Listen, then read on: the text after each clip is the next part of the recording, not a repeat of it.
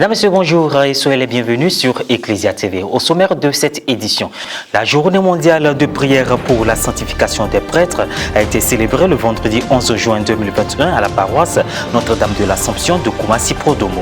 Les prêtres du diocèse de Grand Bassam étaient tous réunis autour de leur évêque, Monseigneur Raymond Awa, pour revivre les grâces de leur sacerdoce.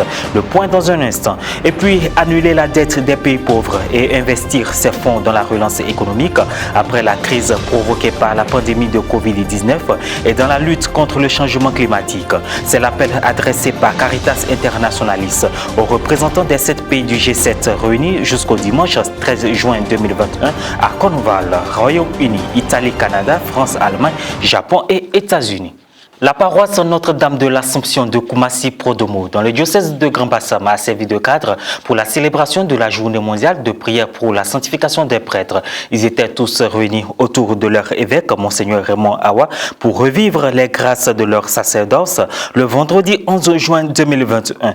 Jésus est venu, il nous a tant aimés qu'il nous a donné sa vie. C'est ce dont parle l'Évangile, a dit l'ordinaire du lieu, livrant la clé de compréhension de la liturgie du jour. L'évêque de Grand Bassam s'est voulu concis pour laisser la place à la méditation des uns et des autres. L'Église nous invite à nous plonger dans le cœur ouvert de Jésus afin que ce que Dieu nous donne, nous puissions l'apprécier pour le service des autres, a affirmé Monseigneur Raymond Awa, concluant son homélie.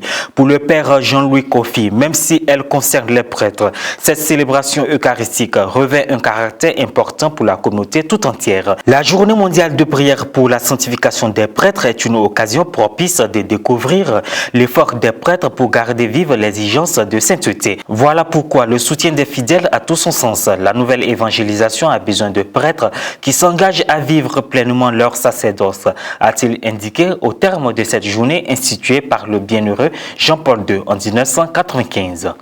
La fête de fin d'année s'est bien déroulée au collège catholique Sacré-Cœur de Jésus de Bondoukou. C'est le bâtiment Famundi qui accueille le CEDEC, secrétariat exécutif diocésain de l'éducation catholique, le mercredi 9 juin 2021 pour une réunion bilan avec le personnel administratif du dit collège. Dès l'entame de cette rencontre, le révérend père CEDEC, Nestor Kobenantan, a traduit ses vives félicitations et remerciements au personnel administratif du collège pour le travail abattu en si peu de temps d'existence du collège en 2 ans. C'était l'occasion de faire le bilan de l'année écoulée tout en s'orientant vers les perspectives de la rentrée prochaine 2021-2022.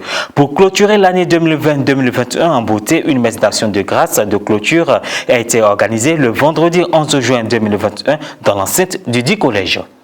Le père Pedro Opeka est une véritable icône à Madagascar où l'association Akamasoa, qu'il a fondée il y a 30 ans, a sorti près de 25 000 familles de la misère. Mon bureau, c'est la rue. Elle a l'habitude de prononcer le père Pedro Opeka, 73 ans et missionnaire lazariste à Madagascar depuis 1970. Il répond dans cet élément à 4 questions existentielles sur la pauvreté.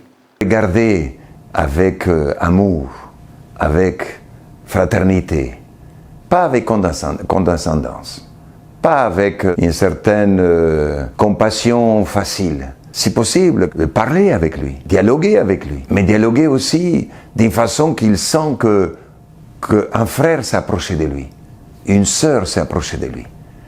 Ça, il faut avoir un tact, il faut avoir une sensibilité très aiguë pour ne pas blesser, ne pas attaquer. Des gens pauvres, on l'attaque avec des questions de pourquoi tu es pauvre, pourquoi tu es dans la rue, pourquoi tu es si abandonné. Il faut être très délicat, très délicat. Exactement, voilà, une excuse. Nous avons une grande facilité de trouver une excuse de ne pas tendre la main, de ne pas nous arrêter.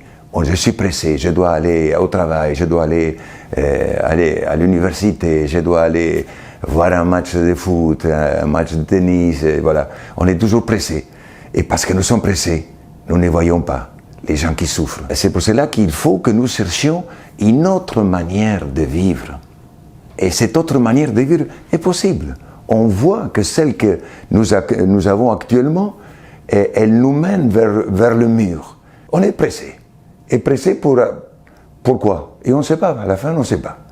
Parce qu'une fois que le match est fini, vous êtes peut-être dessus parce que votre équipe a perdu et vous êtes fâché, en colère quand vous rentrez chez vous. Cherchez la sérénité de l'âme et de l'esprit pour pouvoir voir mes frères, mes sœurs qui sont autour de moi et qui souffrent. Dieu ne permet pas la pauvreté. C'est nous les êtres humains qui l'avons accepté. Dieu n'a pas des bras, Dieu n'a pas des pieds. Dieu nous a donné à nous les bras, les pieds, un cœur, un cerveau, l'imagination. Nous pouvons créer des chemins de justice. Nous pouvons créer une nouvelle société, un nouveau système où on est plus proches les uns des autres, où il n'y a pas des gens supérieurs et inférieurs. Nous sommes tous des humains, des frères, des sœurs, différents. Personne n'a choisi de naître dans tel pays. Personne n'a choisi de naître homme ou femme. Ça nous a été donné. Le fait d'être dans un pays, dans un continent, ça ne me donne aucune supériorité aux autres. Nous devons tous agir pour la fraternité. Les vertus de la sobriété, c'est que, tout d'abord, on se sent mieux. On est en bonne santé. Quand vous exagérez, vous êtes malade. Quand vous mangez trop, quand vous buvez trop, vous êtes malade. Et vous n'êtes plus maître de vous-même. Alors la sobriété, c'est que les richesses de la terre sont limitées.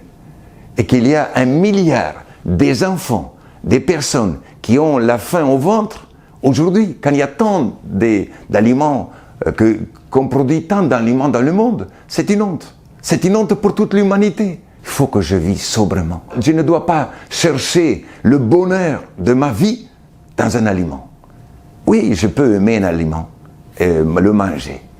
Mais ce n'est pas cela qui va tout le temps me donner la joie de vivre l'aliment. Non, la joie de vivre, c'est l'amour.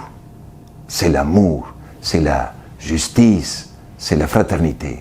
Lors de la prière de l'Angélus du dimanche 13 juin 2021, le Saint-Père a invité les fidèles à cultiver leur bonté sans se laisser décourager, car de la plus petite des graines naîtra toujours, grâce à la force divine, des fruits. C'est ainsi que nous sortirons de la pandémie, a rappelé le pape François avec patience et constance. Les 2 paraboles que nous présente aujourd'hui l'Évangile s'inspirent précisément de la vie ordinaire et révèlent le regard attentif de Jésus, qui observe la réalité à travers des petites images quotidiennes, qui ouvrent des fenêtres sur le mystère de Dieu et sur les affaires humaines. Jésus parlait d'un mot simple à comprendre. Il parlait de ces images, de la réalité, de la vie quotidienne. Ainsi, il nous enseigne que les choses de tous les jours, celles qui semblent parfois toutes pareilles et que nous poursuivons avec distraction ou fatigue, sont en fait habitées par la présence cachée de Dieu. Alors que les pays les plus riches de la planète se retrouvent ces jours-ci au sommet du G7 dans le sud de l'Angleterre, l'organisation catholique Caritas Internationalis plaide afin que les pays les moins favorisés puissent être libérés du remboursement de leurs dettes pour leur permettre d'investir dans leur système de santé et de faire face à la crise climatique. À l'heure où les 7 plus grandes puissances de la planète réfléchissent au monde de demain, la Caritas appelle de nouveau à l'annulation de la dette des pays les plus pauvres, une proposition portée depuis longtemps par le Saint-Siège. Il y a urgence, en effet, poursuit l'organisation, qui, forte de ses 200 branches dans le monde entier, est le témoin d'une aggravation inquiétante des disparités sur tous les continents. Dans son appel, Caritas prend l'exemple de la Zambie, pays d'Afrique, où 45% du budget annuel sert à rembourser la dette massive nationale. Comment un pays peut-il reconstruire avec un tel fardeau, s'interroge Caritas, et comment peut-il répondre à la pandémie si les rares ressources disponibles ne peuvent être utilisées pour renforcer le système de santé national.